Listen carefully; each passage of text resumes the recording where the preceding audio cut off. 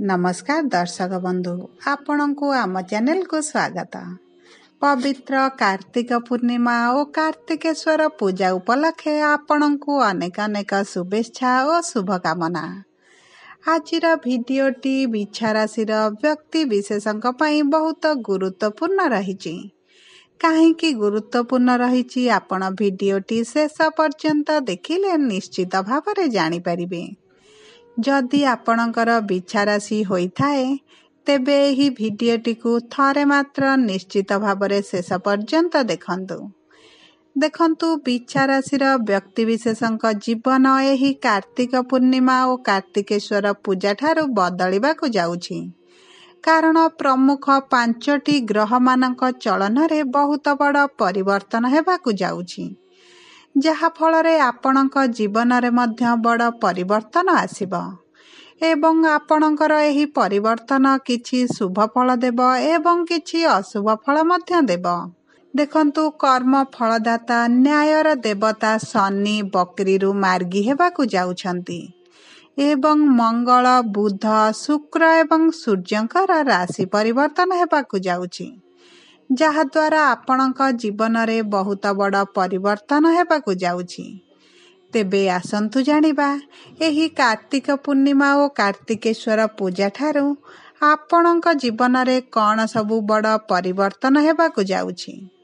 किंतु भिडियोटी आरंभ करिबा पूर्वरु जदि आपणकर भी बिछा राशि होइथाए एवं आपण भी ईश्वर को आंतरिक भक्ति एवं विश्वास करंती तेबे भिडियोटी को लाइक करंतु।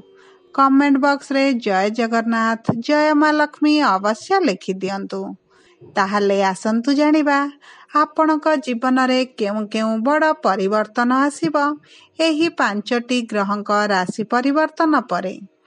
देखंतु पूर्वरु आपणकर स्वास्थ्य खराब रहुथिला, आपण ऋण नेउथिले किंतु ऋण सुझी पारु नथिले, ऋणर भार आपणक उपरे बढ़ी चलिथिला, आपणक परिवार रे खुशीर वातावरण नथिला, शिक्षा क्षेत्र रे मध्य समस्या देखा देउथिला, आपणकर अजथा खर्च गुड़ा हेउथिला, समाज रे आपणकर मान सम्मान मध्य नथिला, आपणकु चाकिरी प्राप्ति रे असुविधा हेउथिला, संतान संततिंक पई आपण बहुत चिंतित थिले, व्यापार वाणिज्य रे लॉस देखा जाउथिला, आपणक प्रेम जीवन रे समस्या देखा जाउथिला, आपणक दाम्पत्य जीवन रे छोट बड़ कथा को नहीं कलह सबु बेले लागी रहुथिला, आपण बहुत मानसिक दुश्चिंता रे रहुथिले। तेबे एही भली जहा भी समस्या आपणक जीवन रे चालुथिला ताहा एबे दूर हेबाकु जाउछि, आपणक जीवन रे पुणी थरे खुशी फेरिबाकु जाउछि, आपणक जीवन रे नूतन सूर्य उदय हेबाकु जाउछि। तेबे आसंतु प्रथमे जानिबा आपणक राशि रे नवग्रहकर स्थिति किपरि रहिछि। देखंतु आपणकर प्रथम गृह रे शुक्र विराजमान करिसंती, चतुर्थ गृह रे शनि, पंचम गृह रे राहु, सप्तम गृह रे गुरु, नवम गृह रे मंगल, एकादश गृह रे केतु एवं द्वादश गृह रे बुध और सूर्य विराजमान करिसंती, जहा फल रे सेही गृह गुड़िकरे सेमानकर प्रभाव अधिक रहिबो। तेबे आसंतु प्रथमे आमे जानिबा आपणकर क्यारियर बा व्यापार वाणिज्य उपरे किभली प्रभाव रहुछि। देखंतु एही कार्तिक पूर्णिमा और कार्तिकेश्वर पूजा ठारू आपणकर क्यारियर रे बहुत बड़ परिवर्तन देखा देबो, कारण आपणक चतुर्थ घरे क्यारियर ग्रह शनि उपस्थित रहिछंती, जहा फल रे आपणकर दशम गृह प्रभावित हेबो। शनिकर उपस्थित हेतु आपणक कर्म क्षेत्र रे आपणको किछिटा चाप अनुभव करिवे, आपणक उपरे अधिक चाकिरीर प्रभाव थिला भली अनुभव करिवे, कारण शनि आपणको किछि शुभाशुभ फल देबा पूर्वरु परीक्षा करंती, जहा फल रे आपणकर परिश्रम हेतु आपणकर दक्ष परिचालना हेतु उभय धन एवं प्रतिष्ठा रे वृद्धि घटिबो। आपणक चाकिरी रे आपणकर कार्य रे अग्रगति देखा जिवो। ଆପଣଙ୍କର ଉଚ୍ଚ ଅଧିକାରୀଙ୍କ ସହିତ କଠିନ ପରିଶ୍ରମ ଯୋଗୁଁ ଘନିଷ୍ଠତା ବଢ଼ିଯିବ। ଆପଣଙ୍କର ପଦୋନ୍ନତି ସହିତ ଦରମା ବୃଦ୍ଧି ହେବାର ମଧ୍ୟ ସମ୍ଭାବନା ରହୁଛି। ଦେଖନ୍ତୁ, ଆପଣଙ୍କ କର୍ମକ୍ଷେତ୍ରରେ ସକାରାତ୍ମକ ପରିବର୍ତ୍ତନ ଦେଖାଯିବ। ଶନିଙ୍କର ଦୃଷ୍ଟି ହେତୁ ଆପଣଙ୍କର କାର୍ଯ୍ୟକ୍ଷେତ୍ରରେ ଥିବା ଅସୁବିଧା ଗୁଡ଼ିକ ଧୀରେ ଧୀରେ ହ୍ରାସ ପାଇବା ଆରମ୍ଭ କରିବ। ଆପଣଙ୍କର ଯେଉଁ ସବୁ ଅସମ୍ପୂର୍ଣ୍ଣ କାର୍ଯ୍ୟ ରହିଯାଇଥିଲା ତାହା ମଧ୍ୟ ଧୀରେ ଧୀରେ ସମ୍ପୂର୍ଣ୍ଣ ହେବା ଆରମ୍ଭ କରିବ। ଆପଣଙ୍କ ଉଚ୍ଚ ଅଧିକାରୀମାନେ ଆପଣଙ୍କ ପାଇଁ ଲାଭଦାୟକ ପ୍ରମାଣିତ ହେବେ। ଆପଣଙ୍କ କର୍ମକ୍ଷେତ୍ରରେ ଥିବା ଶତ୍ରୁମାନେ ମଧ୍ୟ ଆପଣଙ୍କ ସହିତ ମିତ୍ରତା କରିବା ଆରମ୍ଭ କରିବେ। ଦେଖନ୍ତୁ, ଯଦି ଆମେ ବ୍ୟବସାୟୀଙ୍କୁ ଦେଖିବା, ବ୍ୟବସାୟ କ୍ଷେତ୍ରରେ ମଧ୍ୟ ତାଙ୍କୁ ଯଥେଷ୍ଟ ଲାଭ ମିଳିବ। ଆପଣଙ୍କୁ ପରିସ୍ଥିତି ଅନୁସାରେ ବ୍ୟବସାୟକୁ ବଦଳାଇବାକୁ ପଡ଼ିବ। ଦେଖନ୍ତୁ, ଆପଣଙ୍କ ବ୍ୟବସାୟରେ ଅଧିକ ପରିଶ୍ରମ ବଢ଼ିଯିବ, କିନ୍ତୁ ଆପଣଙ୍କ ପରିଶ୍ରମ ଅନୁପାତରେ ଆପଣଙ୍କ ଧନ ଆମଦାନୀ ମଧ୍ୟ ବଢ଼ିଯିବ। ବ୍ୟବସାୟରେ ଚାଲିଥିବା ଖରାପ ପରିସ୍ଥିତିରେ ସୁଧାର ଆସିବ। ଆପଣଙ୍କ ବ୍ୟବସାୟରେ ଆୟ ବୃଦ୍ଧି ପାଇବ। ଆପଣଙ୍କୁ ନୂତନ ସ୍ରୋତରୁ ମଧ୍ୟ ଆୟ ମିଳିବ। ଦେଖନ୍ତୁ, ଆପଣଙ୍କର ସାନ ଭାଇ ଭଉଣୀ କିମ୍ବା ଆପଣଙ୍କ ପିତାଙ୍କ ସାହାଯ୍ୟରେ ଆପଣ ଆପଣଙ୍କ ବ୍ୟବସାୟକୁ ବହୁତ ଆଗକୁ ନେବେ। ଆପଣଙ୍କ ବ୍ୟବସାୟ ପାଇଁ ଆପଣ ସମାଜରେ ନିଜର ପରିଚୟ ମଧ୍ୟ ସୃଷ୍ଟି କରିବେ।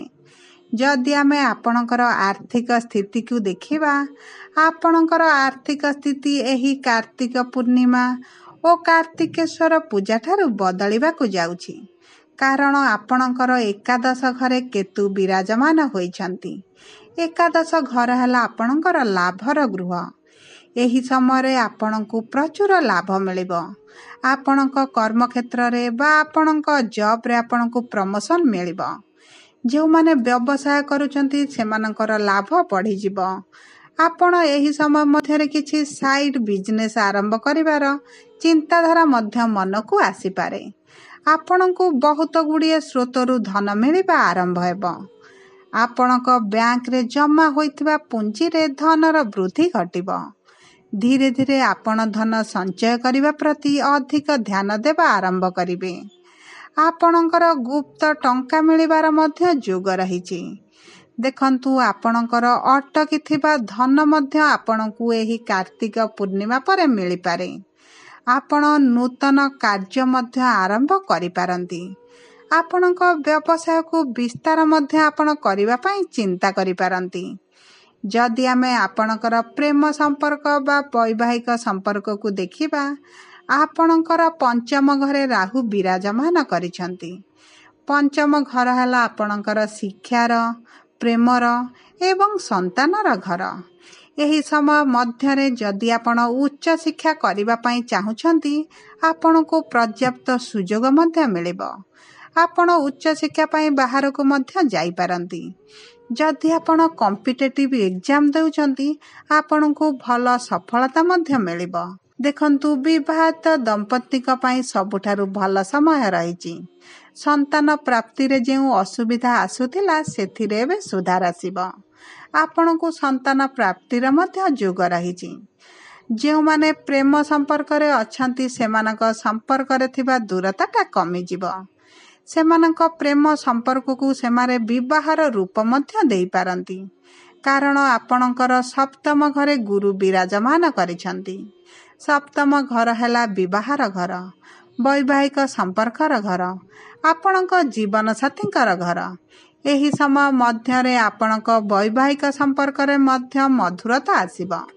ଆପଣଙ୍କ ସମ୍ପର୍କରେ ଚାଲିଥିବା ଛୋଟ ବଡ଼ ଝଗଡ଼ା ମଧ୍ୟ କମିଯିବ। ଆପଣଙ୍କ ସାଥୀଙ୍କ ଠାରୁ ଆପଣଙ୍କୁ ପର୍ଯ୍ୟାପ୍ତ ପ୍ରେମ ଏବଂ ସମ୍ମାନ ମିଳିବ। ଆପଣଙ୍କ ସମ୍ପର୍କରେ ପ୍ରେମ ଏବଂ ରୋମାନ୍ସ ବୃଦ୍ଧି ପାଇବ। ଆପଣଙ୍କୁ ଆପଣଙ୍କ ଜୀବନସାଥୀଙ୍କ ଠାରୁ କିଛି ଉପହାର ମଧ୍ୟ ମିଳିବ। ଉଭୟ କୌଣସି ଦୂରଯାତ୍ରା ମଧ୍ୟ କରିପାରନ୍ତି। ଆପଣଙ୍କ ସାଥୀଙ୍କ ସହିତ ଆପଣ କିଛି ଧାର୍ମିକ ସ୍ଥଳକୁ ମଧ୍ୟ ଯାଇପାରନ୍ତି। ଯଦି ଆମେ ଆପଣଙ୍କର ପାରିବାରିକ ସମ୍ପର୍କକୁ ଦେଖିବା, ଆପଣଙ୍କ ପରିବାରରେ ସୁଖ ଫେରିବ। ଆପଣଙ୍କ ପାରିବାରିକ ସ୍ଥିତିରେ ଉନ୍ନତି ପରିଲକ୍ଷିତ ହେବ। ପରିବାର ସଦସ୍ୟଙ୍କ ମଧ୍ୟରେ ଥିବା ମତଭେଦ ଶେଷ ହୋଇଯିବ। ଆପଣଙ୍କ ପିଲାମାନଙ୍କଠାରୁ ଆପଣଙ୍କୁ ପର୍ଯ୍ୟାପ୍ତ ସୁଖ ମିଳିବ। ଆପଣଙ୍କ ଭାଇ ଭଉଣୀଙ୍କ ସହିତ ଆପଣଙ୍କ ସମ୍ପର୍କ ମଧୁର ହେବ। ଛୋଟ ବଡ଼ ବିବାଦ ଯାହା ଚାଲିଥିଲା ଏବେ ଶେଷ ହୋଇଯିବ। ଯଦି ଆପଣଙ୍କ ପରିବାରରେ ସମ୍ପତ୍ତିକୁ କେନ୍ଦ୍ର କରି କିଛି ବିବାଦ ଚାଲିଥିଲା ତାହା ମଧ୍ୟ ଶେଷ ହୋଇଯିବ। ଆପଣଙ୍କ ପରିବାରରେ ଧାର୍ମିକ କିମ୍ବା ମାଙ୍ଗଳିକ କାର୍ଯ୍ୟକ୍ରମ ମଧ୍ୟ ସମ୍ପନ୍ନ ହୋଇପାରେ। ଆପଣଙ୍କର ଏହି କାର୍ତ୍ତିକ ପୂର୍ଣ୍ଣିମା ପରେ ଆଧ୍ୟାତ୍ମିକ କାର୍ଯ୍ୟ ପ୍ରତି ଅଧିକ ଆଗ୍ରହ ବଢ଼ିବ। ପୂଜା ପାଠ ଇତ୍ୟାଦି ଧାର୍ମିକ କାର୍ଯ୍ୟକଳାପ ପ୍ରତି ଆପଣଙ୍କର ରୁଚି ବଢ଼ିବ। ଯଦି ଆମେ ଆପଣଙ୍କର ସ୍ୱାସ୍ଥ୍ୟକୁ ଦେଖିବା, ଆପଣଙ୍କର ସ୍ୱାସ୍ଥ୍ୟରେ ବଡ଼ ପରିବର୍ତ୍ତନ ଆସିବ। କାରଣ ଆପଣଙ୍କର ସପ୍ତମ ଘରେ ଦେବଗୁରୁ ବୃହସ୍ପତିଙ୍କର ଉପସ୍ଥିତ ହେତୁ ଆପଣଙ୍କର ଷଷ୍ଠ ଘରକୁ ପ୍ରଭାବିତ କରିବେ। ଷଷ୍ଠ ଘର ହେଲା ଆପଣଙ୍କର ସ୍ୱାସ୍ଥ୍ୟର ଘର, ରୋଗର ଘର। ଏହି ସମୟ ମଧ୍ୟରେ ଆପଣଙ୍କର ଛୋଟ ବଡ଼ ରୋଗରୁ ଆପଣଙ୍କୁ ମୁକ୍ତି ମିଳିଯିବ। ଯଦି ଆପଣଙ୍କର ଶରୀରର କଷ୍ଟକୁ ନେଇ ଆପଣ ଚିନ୍ତିତ ଥିଲେ, ଆପଣଙ୍କର ଚିନ୍ତା ଶେଷ ହୋଇଯିବ। ଆପଣଙ୍କ ପେଟରେ ଯଦି କିଛି ଗମ୍ଭୀର ସମସ୍ୟା ଥିଲା, ଆପଣଙ୍କୁ ସେଥିରୁ ଆରାମ ମିଳିବ। କିନ୍ତୁ ଆପଣଙ୍କ ଖାଦ୍ୟପାନୀୟ ପ୍ରତି ଆପଣଙ୍କୁ ଟିକେ ସଚେତନ ରହିବାକୁ ପଡ଼ିବ। ଏହି ସମୟ ମଧ୍ୟରେ ଆପଣଙ୍କର ମୋଟାପା ବଢ଼ିବାର ସମ୍ଭାବନା ଅଛି। ଯଦି ଆପଣ ଆପଣଙ୍କର ଖାଦ୍ୟପାନୀୟର ଦାୟିତ୍ୱ ନିଅନ୍ତି, ଆପଣଙ୍କର ସ୍ୱାସ୍ଥ୍ୟଟି ସମ୍ପୂର୍ଣ୍ଣ ଭାବରେ ଠିକ୍ ରହିବ। ଦେଖନ୍ତୁ, ଆପଣଙ୍କର ଏହି କାର୍ତ୍ତିକ ପୂର୍ଣ୍ଣିମା ପରେ ସ୍ୱାସ୍ଥ୍ୟରେ, ଆପଣଙ୍କ ସମ୍ପର୍କରେ, ବିଶେଷ ଭାବରେ ଆପଣଙ୍କ କର୍ମକ୍ଷେତ୍ରରେ ବଡ଼ ପରିବର୍ତ୍ତନ ଦେଖାଯିବ। ଯଦି ଆପଣଙ୍କୁ ଆମ ଭିଡ଼ିଓଟି ପସନ୍ଦ ଆସିଥାଏ, ଭିଡ଼ିଓଟିକୁ ଲାଇକ୍ କରନ୍ତୁ। କମେଣ୍ଟ ବକ୍ସରେ ଜୟ ଜଗନ୍ନାଥ, ଜୟ ମା ଲକ୍ଷ୍ମୀ ଅବଶ୍ୟ ଲେଖିଦିଅନ୍ତୁ। ଯଦି ପ୍ରଥମ ଥର ଆମ ଚ୍ୟାନେଲକୁ ଆସିଛନ୍ତି, ଚ୍ୟାନେଲଟିକୁ ସବସ୍କ୍ରାଇବ୍ କରନ୍ତୁ। ପାଖରେ ଥିବା ବେଲ୍ ଆଇକନ୍କୁ ପ୍ରେସ୍ କରନ୍ତୁ। ଧନ୍ୟବାଦ।